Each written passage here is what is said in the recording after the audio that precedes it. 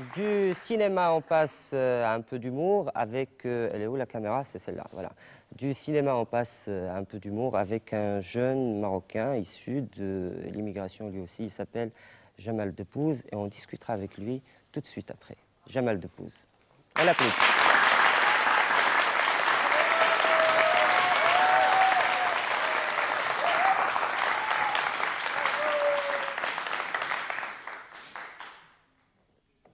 Un taxi! Un taxi! Taxi! Taxi, va! On est en plein mois de juillet. Je suis au milieu de Casa, il fait une chaleur infernale, ça fait 3 heures que j'attends un taxi. Je suis pas énervé, non? Je vais très bien. Tout au contraire.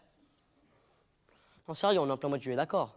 Au mois d'octobre, au mois d'octobre, tu cries le mot taxi, tu en as 15 qui arrivent. Taxi, encore mieux.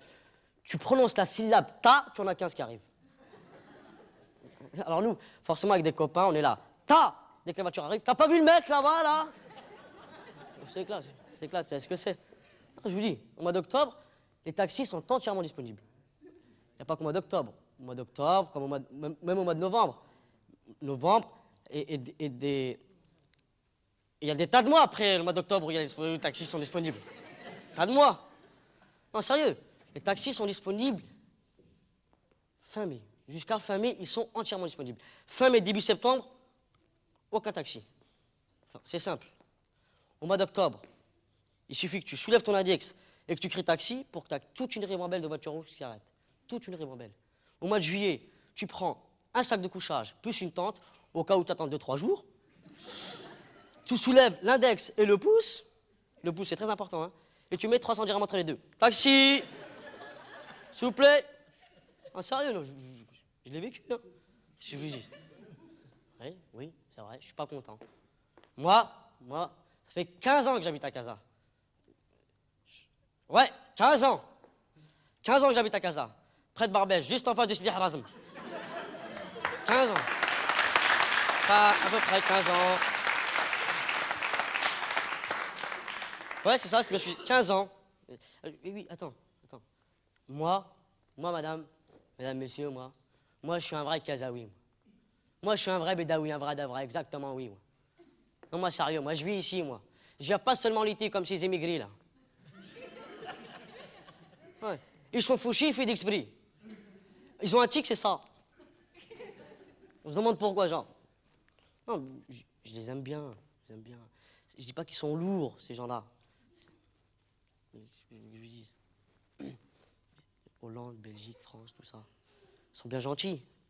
Mais dès qu'ils arrivent ici en été, ça y est, je deviens fou. Je sais pas ce qui m'arrive, j'ai envie de mordre. Hein? Je comprends, non? Ah ouais, que ça se comprend. Hein? Je sais pas, aidez-moi un petit peu, dites oui. Ça se comprend? Sympa, merci. C'est histoire d'être un petit peu soutenu, quoi. Non, c'est vrai, moi j'en peux plus, moi. Moi j'en peux plus. De toute façon, c'est simple, hein, c'est simple. Le prochain taxi qui arrive, je lui demande, s'il vous plaît, monsieur, direction Paris.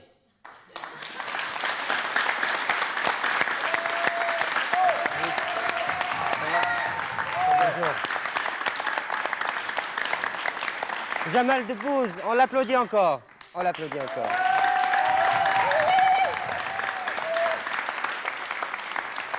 Alors Jamal, bienvenue d'abord. Merci, gentil. Comment tu es venu à ce métier? Question bateau, mais... Comment je suis venu à ce métier? Enfin, j'y suis pas encore dans ce métier. En fait, je fais ça un petit peu comme pour m'amuser. Enfin, c'est un petit peu... C'est venu un peu par hasard, si tu veux. J'étais au collège, et une fois, il y a un monsieur qui s'appelle Alain Degois, qui est arrivé et qui nous a proposé de faire de l'improvisation théâtrale. Tu sais, c'est une forme de théâtre alliée au sport. C'est un mixage entre le sport et le théâtre. Et tu as participé à des championnats, France, Europe, du monde même? J'ai fait le championnat départemental de France et du monde, ouais.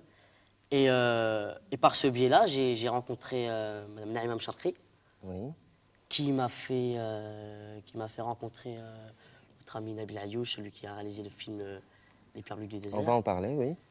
Et Et grâce au film Les Pierres bleues du désert, j'ai rencontré du monde qui m'ont proposé d'écrire différents, qui m'ont poussé à écrire des sketchs pour pouvoir les jouer devant différentes personnes, devant différentes manifestations.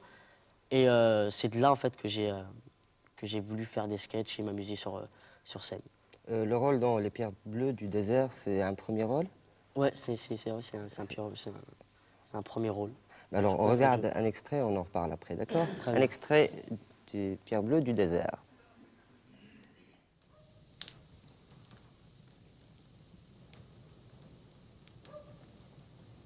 سيد الشيخ حتى حد ما تربيه ونعرف اش كنقول في الصحراء فين كان بعيد علينا كاين حجر الزرق وكاين الوان اخرى حتى هي. شوف ولدي، هذاك الشيء اللي انت كتخيلو الاخرين ما عطاهمش ربي العقل الكافي باش يتخيلوه حتى هما. والشيء اللي كتشوفو انت الاخرين عينيهم مغمضين وبغيتي يشوفوه حتى هما. ثق بيا ولدي، راه ما كاينش اللي يردك على طريقك. ما كيهمنيش كلامهم، يقولوا اللي بغاو، مسكون هبي المكاد على والو وما يقصروش. انت سيد الشيخ كتثق بيا، كتعرف بلي هادشي اللي كنشوف كاين بصح، وهاد الثقه بوحدها اللي غتعطيني الشجاعه باش نتبع طريقي.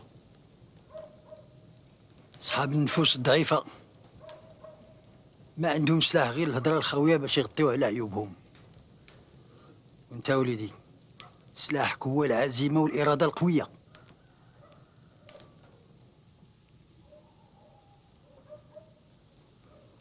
نهار تبغي تسافر دير في بالك حاجه وحده، اياك ترجع، غادي تولي بنادم اخر.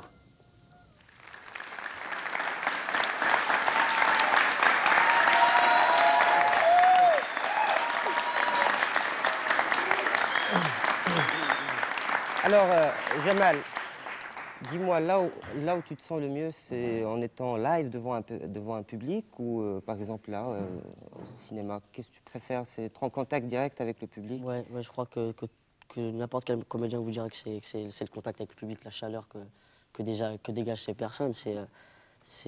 On trouve pas ça ailleurs. Je veux dire, devant une caméra, tu es là, tu récites ton texte, tu as ton réalisateur qui te donne des ordres, qui te manie un petit peu.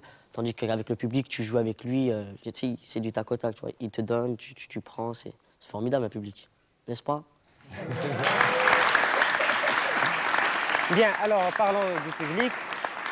On peut te demander un second passage, second sketch? Et comment? On va se faire un plaisir de le faire, Hein? ça. Ouais. Allez.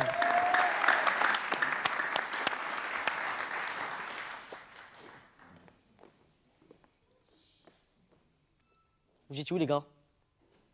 Ça fait 3 heures que je vous cherche, là. Non, mais je deviens fou, on avait rendez-vous avec l'écrivain. Le mec qui devait écrire un best-seller sur nous, là. Mais c'est pas vrai, on avait parlé à la Maison des Jeux la dernière fois. Mais rappelez-vous, ça a même terminé en baston entre Alain et Mamadou. Alain voulait absolument qu'on photographie toute sa famille pour la mettre sur la couverture du livre. Mamadou aussi voulait. Mamadou, ça n'avait pas été possible, il n'y avait pas assez de place pour toute sa famille sur la couverture. Ça vous revient? J'ai cherché les mecs. Hein. Ah, j'ai pas arrêté. Hein? Il y a une nuance. Kader, toi, je te cherchais pas. Toi, ça fait 15 ans que je te connais, ça fait 15 ans que t'es que le haut poteau. J'aurais su où te trouver, c'est pas un problème. Mais vous étiez où? Hein? C'est pas grave. Je crie, mais j'ai su me débrouiller avec lui. L'écrivain, je lui ai raconté des trucs qui l'ont fait marrer, qui l'ont fait pleurer. Il en a eu pour son argent. Pour son argent. Pour son agent. Et, pas d'argent, il m'a pas payé. Vous inquiétez pas. Il m'a pas payé, Rachid, t'énerve pas. Hein? Mais tu penses bien que s'il y avait de l'argent, ce sera toi que je serais venu voir en premier. Toi aussi, Aziz, je serais venu voir en premier. Karim, ça fait quel âge? 4 ans? Je serais venu te voir en premier aussi, je te promets. Je serais tous venus en premier s'il y avait de l'argent. Il n'y en avait pas, qu'est-ce que vous voulez que je dise? Je vous racontais des trucs qui... Rachid, c'est toujours toi qui t'énerve. Range ce couteau. Mais non, mais je vais pas raconter le jour où ta mère s'est fait attraper au supermarché avec 4 couscoussières en inox autour de la taille. Mais j'ai pas dit ça, non? Non, mais c'est toujours toi qui t'énerve en premier. Mais non, je vais pas raconter. Non, maintenant qu'on en parle, il a été super balèze, le surveillant du supermarché. Pour avoir pu faire la différence entre ta mère avec les couscoussières et ta mère sans les couscoussières, fallait avoir l'œil, hein. Ah non, c'est vrai que c'était pas donné à tout le monde. Moi, mes conneries, j'arrête. Hein. Au supermarché, j'y vais plus. Ah non, c'est vrai. Mais je vais raconter le jour où le père Farid, tu sais, le jour où il est arrivé dans la cité avec son J5, sa camionnette pleine de pastèques, et qui criait à tout bout de champ qu'ils avaient payé gratuitement au supermarché. Tu t'en rappelles pas? Samir, tu t'en rappelles pas? Mais Samir, tu devais sûrement être défoncé ce jour-là. Rachid, on t'a dit de ranger ce couteau. Non, je disais simplement à ton frère qu'il devait sûrement être en train de se défoncer à réviser pour son examen. C'est tout. Hein? Mais non, je te prends pas pour un con. Pourquoi tu dis ça? J'avais passé d'examen? J'avais passé d'examen? Le seul examen qu'il a passé, c'est le BCG. Et il a raté 3 fois. Ça arrive ce que je te dise. Moi aussi, je l'ai raté. Non, je vais raconter le jour où le père Farid il est arrivé dans la cité, il klaxonnait à tout bout de champ qu'il avait des pastèques gratuites, tout ça. Et attends, à tout bout de champ, le mot est faible. 10 minutes. 10 minutes après, t'avais la mère Atika. Elle a loué un 38 tonnes, un semi-remorque. Tout ça pour aller à Intermarché avec des pastèques. Mais attends, la honte, c'est pas ça. La honte de ma vie. La chair de ma chair, mon papa. Avec des copains, ils ont été à l'aéroport Roissy-Charles de Gaulle. Ils ont été loués un Boeing 737 pour des pastèques.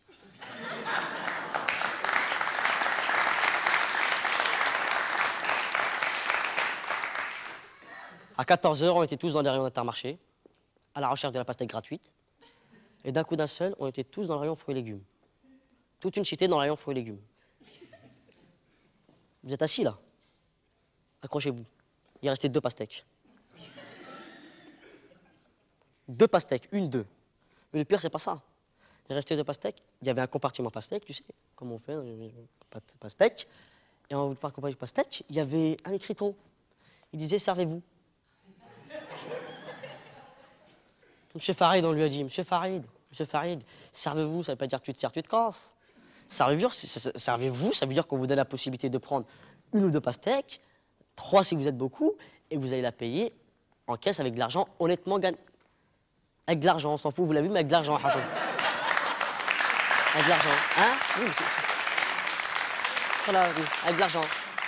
J'avais à peine terminé de parler avec le père Farid que t'as le petit Nasser 4 ans. 1, 2, 3, 4, le petit Nasser. 4 ans. Le petit Nasser, le frère Momo, celui qui a remporté 8 fois de suite le Casa Paris en scooter. Ils étaient 8 sur le scooter. Ouais, lui, cet énergumène. Il est arrivé, il a pris une carotte, il l'a jetée sur le petit Lucien, qui avait strictement rien fait. Le père à Lucien, qui était un tolard de première, il est arrivé, ça lui a pas plu, forcément, on touche à son petit gamin, ça lui a pas plu. Comme tout père qui se respecte. Il est arrivé, il a pris les 2 dernières pastèques qui restaient. Là, les a reçus la mère Mamadou. Là. Elle savait pas d'où ça arrivait, elle a pris les betteraves, elle les a jetées, les frères Mokhtar, ils balançaient les patates, la mère Michel a balancé son chat. Oh, on s'est marré, hein. Ah, laisse tomber, monsieur Farid, on lui remercie. Merci, monsieur Farid, sympa. Sympa, monsieur Farid. Attends, on est arrivé, c'était un rayon fruits et légumes, tu sais, rayon fruits et légumes. On est reparti, on aurait dit le concert de Johnny Hallyday au Parc des Princes. Un chantier. Mais moi, ce que j'en dis dans tout ça, c'est l'image qu'ils nous donnent auprès des gens directeurs, tout ça. Il a fini par nous traiter de bougnoul, tout ça. Ça bougnouf, putain merde, tout ça, c'est pas cool ce que vous faites, la violence dans les cités, tout ça.